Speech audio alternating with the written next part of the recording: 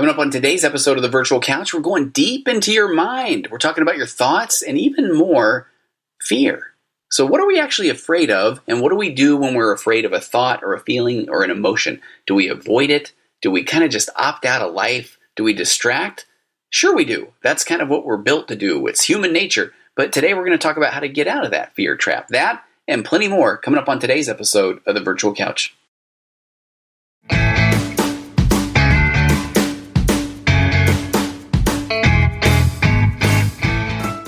Hey everybody, this is a very quick advertisement, and I know I'm a podcast listener. You can hit the little fast forward button probably on your podcast player, 15 seconds, 30 seconds, but bear with me. I'll try to make this quick. As a therapist myself, I obviously recommend that everybody give therapy a try, because when people ask me, do I need therapy? I don't even have to talk to you. The answer is yes, I need therapy. Everyone could use a sounding board. Everybody could use an objective third party. Everybody could kind of dig deep a little bit and find out what are things that they've been holding back on, what are the things that they feel like they should be able to get over or shouldn't be worrying about. Shouldn't. Nobody wants to be should on. But we're all hanging on to things that would be helpful to process. And there's even things that we thought we'd achieve by now, or things that we really want to achieve so that we won't have these regrets in life. And so if there are people listening right now that might be noticing that their anxiety or their depression might be getting a tiny bit worse, especially with what's going on in the world right now, let's get to it. Let's not leave that untreated. You owe it to yourself, to those around you, your spouse, your kids. You owe it to you at the very least to give therapy a try. So if you're nervous about finding the right fit, if you're worried about bumping into somebody in the therapy waiting room, if you have any worries about therapy, might I recommend that you go immediately to betterhelp.com/virtualcouch. Again, that's betterhelp.com/virtualcouch, all one word, and just take a look at the world of online therapy. Go check out what over 500,000, approaching 1 million people have already done before you, and sign up now by going to betterhelp.com/virtualcouch and get the help that you need, the help that you maybe didn't even know that you need. There's a broad range of expertise in BetterHelp's counselor network, which might not be available in many areas. And especially right now with shelter in place, with social distancing, BetterHelp.com is designed to do video therapy, telephone therapy. They even have appointments that you can text. So the service is available for clients worldwide. You can log into your account at any time and message your therapist, and you'll get timely and thoughtful responses. Plus, you can schedule these weekly video, phone sessions, whatever it is, so you won't have to sit in an uncomfortable waiting room as with traditional therapy. Although every time I do this ad, I do want to say that my waiting room is quite lovely. BetterHelp will assess your needs and match you with your own licensed professional therapist. Oftentimes, you can start communicating in under 24 hours, and the BetterHelp.com assessment, the intake alone, is brilliant. And they also work with all kinds of things. Acceptance and commitment therapy, one of my favorite techniques. Emotionally focused therapy. They work with anxiety, with OCD, with depression.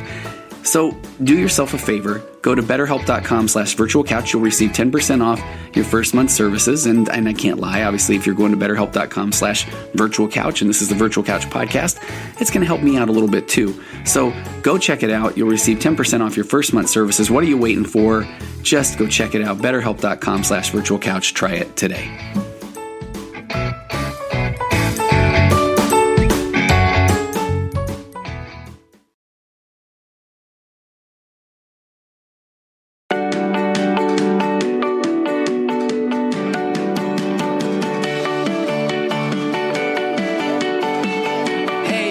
Thank you for tuning in to episode 204 of the Virtual Couch. I am your host, Tony Overbay. I'm a licensed marriage and family therapist, certified mindful habit coach, writer, speaker, husband, father of 4, ultramarathon runner, and creator of The Path Back, an online pornography recovery program that is helping people like you reclaim their lives from the harmful effects of pornography. If you or anybody that you know wants to put that behind you once and for all, and trust me, it can be done in a strength-based, hold the shame, become the person you always wanted to be way, then please head over to pathbackrecovery.com, and there you'll find a short ebook that describes 5 common mistakes that people make when trying to overcome pornography. Again, that's pathbackrecovery.com, and please send in your questions, any marriage-related questions, comments, anything, to contact@tonyoverbay.com. I want to use those on a future episode of The Virtual Couch. My free parenting program is still out there. It is at tonyoverbay.com/courses, and it is parenting positively, even in the not so positive of times. So jump on, grab that. It's free. And go check out Instagram at Virtual Couch. I'm on TikTok at Virtual Couch, and at Facebook, Tony Overbay, licensed marriage and family therapist. All right, there is enough of all of that. Okay, so today I want to do a little bit of a deep dive into thoughts. And my muse, my guide today is Russ Harris's book, The Confidence Gap, which is a wonderful book on acceptance and commitment therapy, which again I will be referring to as ACT moving forward today and hopefully for all time. So he talks about thoughts. And what are thoughts? Thoughts are words and pictures inside of our head. And psychologists' term for that is, for a thought, is a cognition. So thoughts, cognitions. And so there are a lot of different categories of thoughts. And I want you to kind of just sit back and think about this. The categories of thoughts include things like memories or images, fantasies, beliefs, ideas, attitudes, assumptions, values, goals, plans, visions, dreams, desires, predictions, judgments, and so on. And so Russ Harris goes on to say that no matter how complex our thoughts may be, they are all constructed from two basic building blocks. We have words and we have images. So he suggests that you do this for yourself. Just take a second if you're driving or on a treadmill. I wouldn't recommend this. But if you just kind of stop for a moment, close your eyes, and simply notice what your mind is doing. And I'll give you a second here to do that. Okay, so what is your mind doing? You should notice that there are either some words, which you kind of hear like a voice or see in writing, or some pictures, or a combination of both. And I love how he says, if your mind goes blank, just wait. And it won't take long before your mind says something like, I'm not even having any thoughts, which, gotcha, is a thought. So he said, try that for a minute. Just sit back and just kind of watch what thoughts come to your mind. And you can hit pause on this podcast episode or whatever you want to do. But if you really have a moment, just hit pause, and just watch what your mind does for a good minute. So he says, oh, wait, go ahead and pause. And we're back. So what did you notice? He asked, what did your mind have to say, or what did it show you? And if you notice sensations or feelings in your body as opposed to words and pictures, he said, I would not call those thoughts. I'd call them sensations or feelings. And he says that, he talks about those later in the book, The Confidence Gap. But your mind is no doubt very good at generating words and pictures. So Russ Harris goes on to say, consider for a moment, how many thoughts does your mind create in the space of just one day? I mean, this is the part that's kind of mind-blowing. It's hundreds upon thousands, if not millions, and it never runs out. Or it's always, he says it's basically the mind is always doing a show and tell. It's always got something to say or something to show us. And he said, no doubt you've noticed that your mind has a tendency to be negative. And I want you to pay close attention to this. He said, he went over this in chapter 1 of The Confidence Gap, but it's perfectly natural and it's normal. The human mind is quick to judge and criticize, compare, point out what's not good enough, and tell us what needs to be improved. And although our culture bombards us with messages about the importance of positive thinking, the simple fact is that the human mind has evolved to think negatively. And whether you're reading his book, The Confidence Gap, or he has a wonderful book called The Happiness Trap, those are some of the things that I connected with the most when I was learning about ACT for the first time, where he talks about that the brain, if you go back to our ancestors, then in essence what the brain was doing was you were constantly looking out for danger. Your mind was scanning the environment. It was trying to anticipate or spot anything that could possibly hurt you. So your number one job was to not get killed. So your mind essentially developed into a don't get killed device. And so he talked about that. He says hundreds of thousands of years ago, if your mind wasn't good at doing this job, you didn't live very long. You were killed. Whether it was wolves or bears, saber-toothed tigers, woolly mammoths, avalanches, volcanoes, rival tribes, jealous neighbors, there were no shortage, Dr. Harris says, of painful ways that die or people that were there to inflict that punishment. So if there ever was an early human who went through life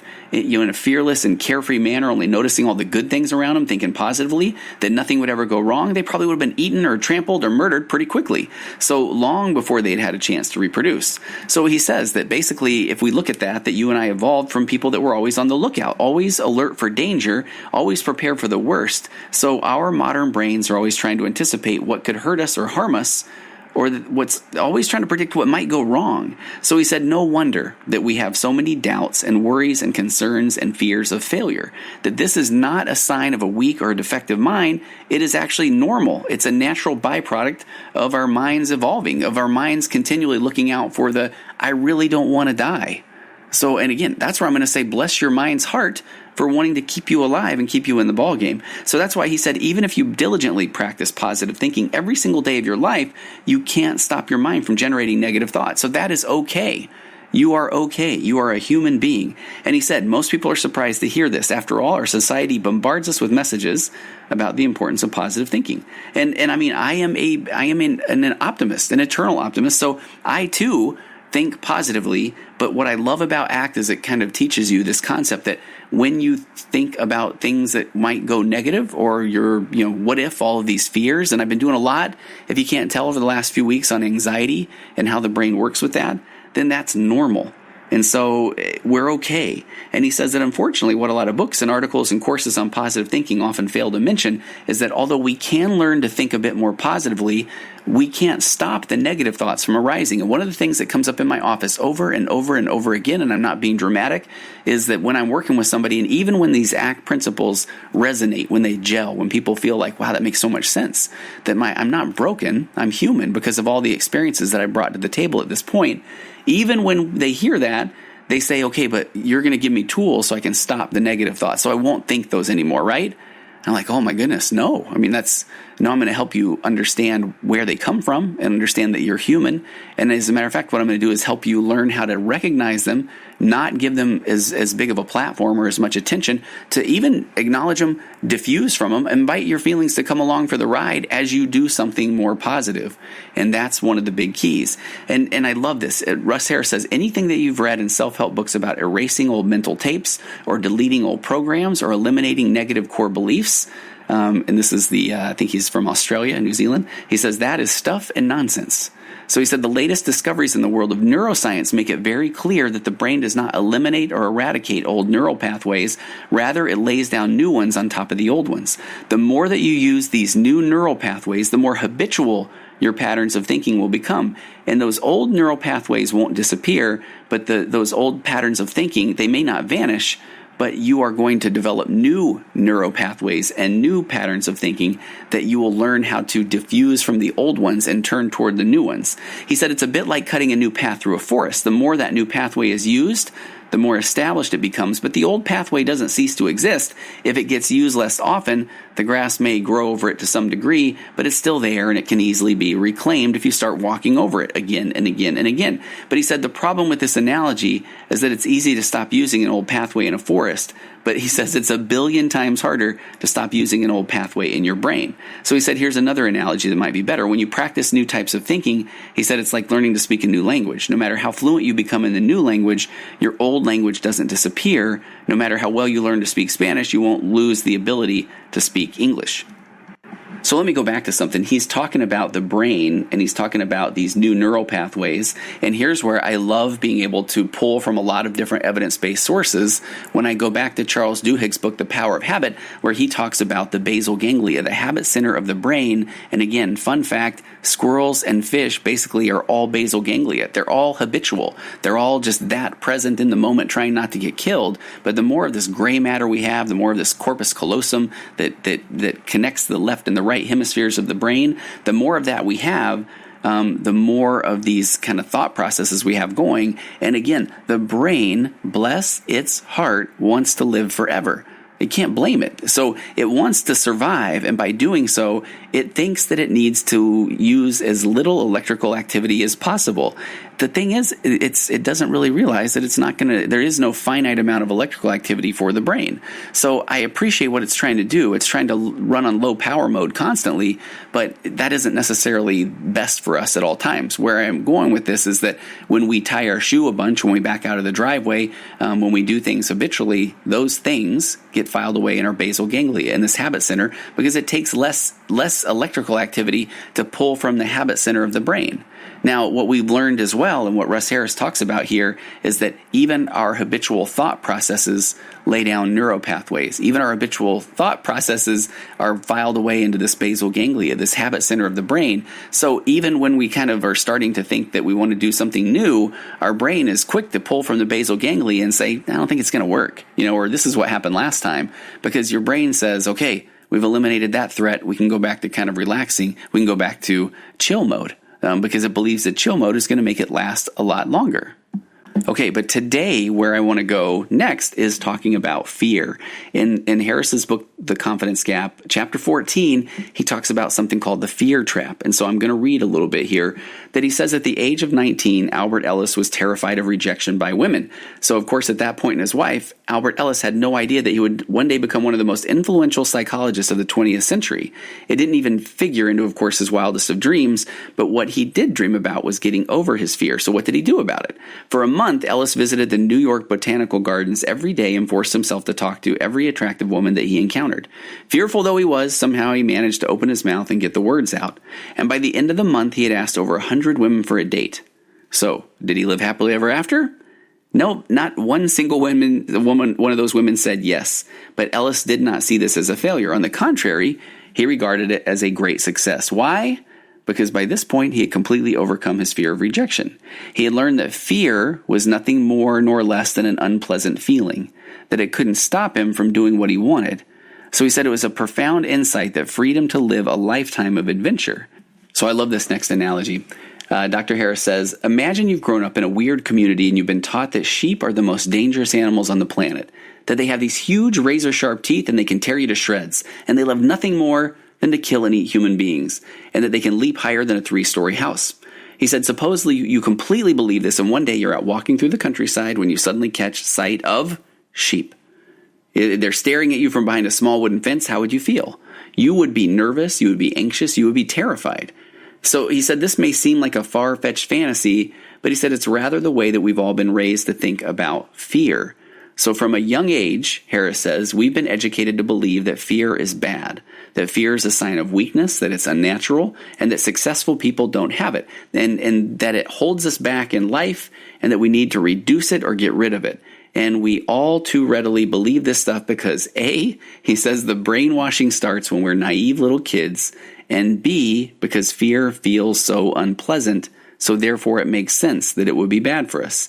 So as a result, we've learned to fear our own fear. We become anxious about our anxiety. He said we've gotten nervous about our nervousness. And he says, anybody spot the vicious cycle? So what is fear? Harris goes on to say that if you consult a few dictionaries or textbooks, you usually find fear to find something like a feeling of agitation or apprehension in response to a real or imagined threat. And he said that throughout the book, The Confidence Gap, he's been using the word fear very loosely, kind of as a catch-all phrase that covers all of its relatives, anxiety, nerves, panic, stress, self-doubt, insecurity, so on. All of those he's lumped into this concept of fear. And so he said he wants to talk about the physical aspects of fear. And this is one of the things that I really enjoy about, about ACT in general. He said that let's talk about the feelings in our body, the sweaty hands, the racing heart, the jelly legs, the butterflies in our stomach, the lump in our throat, the dry mouth. I mean, there might be mice that are dry. I'm not going to rule that out. The tense neck, fidgety feet, and so on. And he said, so obviously thoughts start to play such an important role in creating and maintaining our fears that the best way to deal with those is through diffusion. So in other words, when our mind conjures up a scary thought or an image or a memory, that this is the part that if you're a client of mine or if you listen to a lot of podcasts that I will talk about, notice it. You can note it, you can name it, and you neutralize it. In ACT, we use different mindfulness skills to deal with these feelings and sensations. They're called expansion, and expansion is one where you make room for those feelings. That's what I said earlier, where you invite those feelings to go along and come along with you for a ride. You don't try to run away from them. You don't try to avoid them because they're there and they're going to be there. And the more you fight them, that psychological reactance kicks in, that instant negative reaction of being told what to do. We even tell our brains, don't think that thought. And our own brain says, I can do whatever I want. I can think these thoughts if I want. So he said, let's look at how we typically react to fear. He said, most of us aren't too good at handling painful emotions like anger or fear or sadness or guilt. So we typically have two ways that we respond to them. And he says we've got autopilot mode and avoidance mode. And these are going to sound very familiar. In autopilot mode, we are at the mercy of our emotions. He says if we're robots, emotions, and emotions control our every move. This is what I was talking about a little bit in my episode called The Elephant and the Rider, where the elephant is the emotion, right? And the rider at times just feels like you're sitting atop this 6-ton elephant and it's going wherever the heck it wants. So he said that emotions feel like they can control our every move. Anger shows up. Suddenly we're lashing out. We're yelling abuse. We're stomping our feet. He said fear shows up and we run or we withdraw. We hide from our challenges. So when you're on autopilot, you're not really thinking about where you are or what you're doing. And you're definitely not tapping into what your core values or your beliefs are. You're just in reacting mode. You are just reacting. He said your emotions are running the show. They're jerking you around as if you were a puppet on a string. And unfortunately, this creates the illusion that strong emotions are dangerous, because that then feeds the myth that we can't act the way we want unless we can control the way we feel. This is where that thoughts, we have to control our emotions. And so the feeling that we must control our emotions at all times, or we are going to be completely out of control of our behaviors. He also talks about, the next one is avoidance mode. And boy, learn the concept of experiential avoidance. Avoidance meaning I will do all of these other things before I will feel my feelings. When I start to feel my feelings, and think about this one comes up in procrastination a lot. If you have a deadline that's looming, think of all of the amazing, wonderful things that you all of a sudden want to get done before you get to the project that is the cause of the most of your anxiety. So he said you don't have to be a top psychologist to figure out that humans like to feel good. None of us enjoy unpleasant feelings, and he said, let's face it, under most circumstances, fear is a very unpleasant thing. And he says that, most circumstances because he said at times we may hand over good money in order to have this very feeling. For example, if we watch a scary movie or we read a thriller or we take a ride on a roller coaster. So sometimes we are handing over money to feel these unpleasant feelings, and I, for one, am definitely guilty of that because I enjoy roller coasters, I've done a handful of bungee jumps, that sort of thing. But he said, given that fear usually feels unpleasant, or that our society also teaches us that it's bad, it's only natural that we try and avoid or get rid of this fear. And again, this is that concept and act they call experiential avoidance. In avoidance mode, we do whatever we can to get rid of or avoid unpleasant feelings. And common tactics that we use include distraction, thinking strategies, and substance abuse. In my role of working with a lot of addicts, especially in the world of pornography addiction, compulsive sexual behavior, that is one of the easiest compulsive behaviors to turn to for experiential avoidance. Or people turn to food or gambling or anything to avoid feeling bad. So he said distraction. We try hard to distract ourselves from our feelings, again, through books, movies, computer games, TV, socializing, all of those things, rather than focusing on problems or opting out. He said challenging situations give rise to uncomfortable feelings. So in order to avoid those feelings, we opt out of challenging situations. We'll quit early. We'll withdraw. We'll procrastinate. We'll escape, or we'll completely stay away from people or places or events or things that we find challenging. This is a lot of times that path of least resistance. I don't know how many of you have been invited to a party or invited to go somewhere and you just think it's just a lot easier not to go. So that's the idea of opting out. Thinking strategies. This is one that's pretty fascinating, and this is one that I want to get to a little bit later on today in this podcast. So when we have unpleasant feelings, we often try to think our way out of them. I've heard this before described as thinking our way out of a thinking problem. If you look at it that way, you can see how that game's going to kind of be rigged. So we also, he said more of the common thinking strategy we use, we blame others. That's a huge one. We don't take accountability for our own actions. So we blame others, or we analyze why we feel a certain way, in thinking about something more pleasant, or we even deny that we're feeling in pain or that we aren't feeling good. We turn to positive thinking or optimistic thinking or positive affirmations. We challenge our negative thoughts. We fantasize about the future. We plan revenge. He says we plan to escape. We beat ourselves up. We tell ourselves we shouldn't be feeling this way. We tell ourselves to snap out of it. I hear oftentimes people just saying rub a little dirt in it, toughen up. It's no big deal. We tell ourselves it's not fair, wondering why me, imagining, if only this was happening or that was happening. We rehash the past, all of those things. And then he also talks about substance abuse, that people often turn to put substances in their bodies that attempt to get rid of unpleasant feelings and replace them with more pleasant ones. He said, which of the following do people use? Painkillers such as aspirin, acetaminophen, drinks such as tea or coffee, herbal or neuropathic remedies, prescription medications, alcohol, tobacco, marijuana, other illicit drugs, foods such as chocolate, pizza, ice cream, hamburgers, chips. So he said, so what's the problem? At times, we all are going to avoid, or we're going to work in this avoidance or autopilot mode. And this isn't always the problem. But the more habitual it becomes, the more time we spend in these modes, the more problems we create. So, for example, Dr. Harris goes on to say the more that he goes through his day on autopilot, the less control he has. So when fear and anxiety pop up, they dictate his choices. He said, I don't stop to consciously reflect on my options. I do whatever the fear tells me to do. He said if Albert Ellis, who we talked to a few minutes ago, had been operating on autopilot, he never would have spoken to those women when he was challenging himself. He would have let fear dictate his actions. He would have steered clear of such challenging situations. So what about avoidance mode? Any of those methods of avoiding feeling pain, distraction, opting out, thinking strategy, substance abuse, creates problems. I think you can kind of see how that would work. If we use them sparingly or wisely, those methods are fine. I mean, we're human. But if we use them to excess, then there's going to be undesirable consequences. So finally, he said, let's consider distraction. He said, the more I invest my time and energy in doing things to distract myself from my feelings, the less time and energy I have to invest in things that make life rich and full and meaningful. And man, I can speak to this. Not only, he says, to mention that some distractions, such as gambling or shopping, have big financial costs. Others, such as partying hard or working hard, can have big health costs over time. And he said, again, what about that one of opting out? The more you use that strategy for avoiding fear, the smaller his life gets. And think about that. The more you opt out, the less you're living, the less interaction you have with people, the less exploration you have. Even if I'm looking in the world of people that are trying to, date more or get a new job, or by opting out of social situations or social contracts, you are limiting your pool of people to interact with, your pool of people that might possibly hire you. So opting out is not, it's not a positive strategy. So the more he does that, he says, the more he gets stuck in a rut, he misses out on all sorts of opportunities. And then I love this. He addresses procrastination. He said, one form of opting out is procrastination, putting things off until later. He said, while this can be fine at times, if you do it too much, important issues don't get dealt with, problems don't get resolved, and his to-do list grows bigger and bigger, which surprisingly or not surprisingly generates anxiety. So when we overly rely on thinking strategies, there are a ton of costs. A particularly big one is we spend a lot of time in our heads instead of engaging in our lives. Hear that one again. We can spend a lot of times in our heads. I always say we burn a lot of mental calories trying to figure out the past or worry about the future, and those things kind of keep us away from the present. So if we spend more time in our head, we are spending less time engaging in our lives. So others depend on strategy used. Blaming others leads to relationship conflicts. Fantasizing about the future can lead to being very discontent with the present.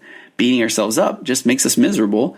And positive thinking and challenging thoughts leads to frustration and disappointment when they don't last, when they don't lead to the desired effects.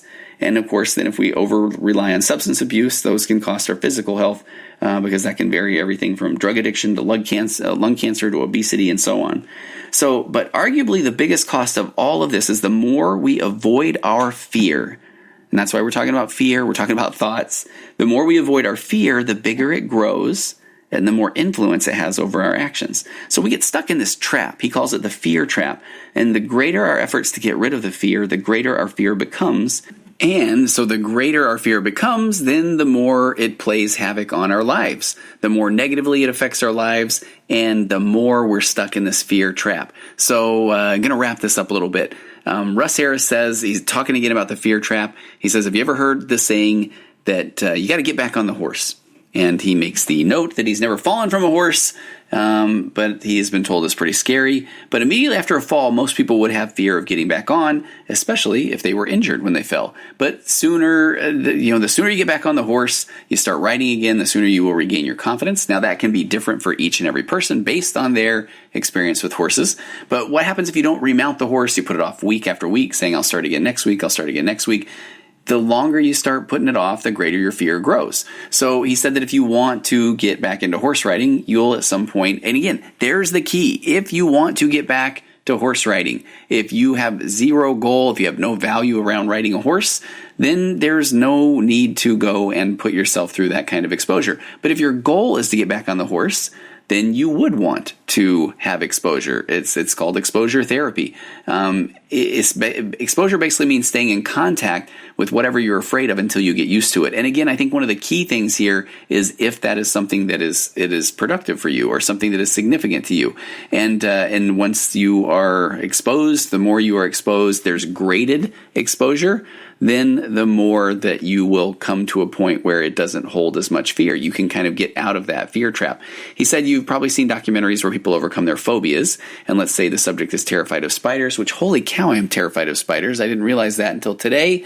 I look over and I see another spider on my wall, and there was a podcast episode a few weeks ago where one scurried across my desk. So I do feel like I'm living somewhat in the movie Arachnophobia, which is a fear of spiders or a phobia of spiders. But I digress. So to get somebody over their fear of spiders, here's what that exposure looks like. Because right now, if somebody is very afraid of spiders, again, probably me, they might live their life doing whatever they can to avoid spiders. They may look at, they even avoid looking at pictures of spiders. And people would close their eyes if they see spiders in movies, or people would even stop talking about spiders. There might be somebody that's listening to this right now that says, can he stop talking about spiders? But the problem is, the more you avoid anything to do with spiders, the more afraid that you become. So to get over this fear, a psychologist then exposes someone to spiders in a gentle step-by-step program. First, they may look at pictures of spiders. They may watch videos of spiders. They may even look at a realistic toy spider. Then they may look at dead spiders in display cases. Then they may even look at living spiders crawling around inside of a glass jar. And eventually, a person might even be able to hold a living spider in his hand. And Dr. Harris even says, of course, most people wouldn't go quite that far unless they plan to get into spider breeding or something. That is the key, by the way, to exposure therapy. If that is their goal, then that is what is necessary. Too often, we assume that we must be exposed to anything and everything in order to, quote, be a man or live life or those sort of things. But if hanging out with spiders isn't your goal, your value-based goal, then that probably isn't something that is necessary. But back to this example, he says that this step-by-step approach is known as graded exposure. And you can see that the key here is that it is the very opposite of avoidance. So then he says, but suppose what we fear is not something outside of us, like a horse or a spider or a madman wielding an axe. Suppose what we fear is an emotion or a feeling or a sensation. Then as long as we go through life trying hard to avoid that feeling, surprise, we will never overcome our fear of it. So we're back around to the concept of experiential avoidance, which is a very, very profound thing in my practice and my life of experiential avoidance, the ongoing effort to avoid or get rid of unwanted thoughts and feelings. Whenever we feel, then we want to avoid that. We want to do something else, distract. All of the techniques that we talked about today that we try to do, where we opt out, we distract, we numb with substances. So he says, experiential avoidance is like an emotional amplifier. It takes our fear and makes it bigger and bigger, and then this leads us to try harder and harder to avoid it, which makes it bigger and bigger, and so on and so on. And thus, the more experientially avoidant we are, the more firmly stuck we are in this fear trap. So what is the alternative? Do we just need to grit our teeth and put up with the fear, and, as Dr. Harris says, force ourselves to go through with it? I would not be the first one to recommend that, because, again, unless we are trying to become spider breeders, then I don't necessarily recommend exposure to spiders. He said there is another way of responding to fear that is radically different from almost everything that our society encourages us to do.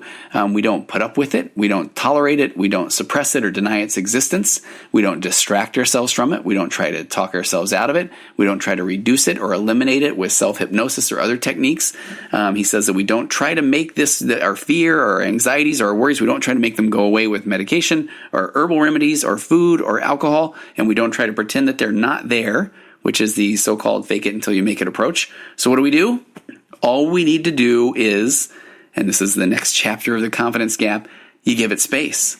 And I know that can sound a little bit like, wow, that was quite a buildup to not really have a big payoff, but giving it space, inviting those feelings, emotions, thoughts to come along with you for the ride. Expansion, make room for them. Stop trying to fight your brain with the, I shouldn't think this, I shouldn't feel this, what's wrong with me? When you recognize that you are wanting to have this experiential avoidance, when you notice that you're trying to distract, then learn to kind of sit in that moment. Here's where our good old friend mindfulness comes into play.